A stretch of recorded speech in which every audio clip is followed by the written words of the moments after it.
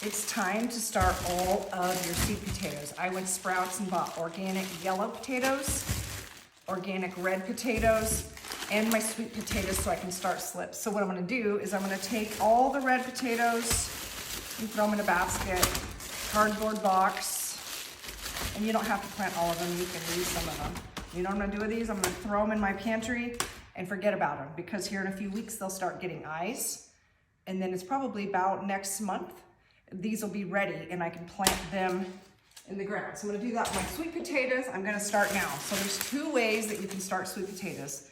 You can start them, you're trying to start them to where you get slips off of them.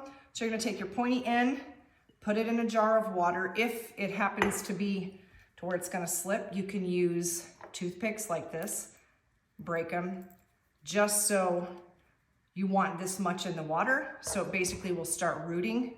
And then there's another way that you can do it. I have some seed starting soil. You can use organic potting mix or potting mix. And I wet this down a little bit. The way I do it, and I've done it the last few years, is I take some tins, I reuse these, I'll poke holes in this so as I water, the water will drain out.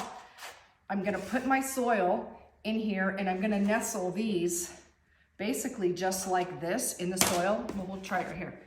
Just so you can see, and you don't want it completely buried, about halfway. And then I put the lid on this so it acts as a humidity dome, and I put it on a heat mat. You can also put it under a grow light, but I find that they will sprout much faster. I've done both ways, where I've started them both the same day, putting this, and I'll put this in a windowsill, and then I'll put this on my plant rack. The one that it grows in on the heat mat tends to sprout much faster. So I'm gonna show you the whole process, but this is how I'm gonna start out. And then on my storyline, I'll kind of show you week to week as they start growing. And then when I get all the slips, I'll show you you're gonna put them in water so then they're gonna root. So they'll be ready to go outside, at least in my area. By the time they're ready, it'll be warm enough where the nights aren't as freezing and I can get them planted in the ground. And then also by next month, all of those should have plenty of eyes and I can get them planted in the ground too. So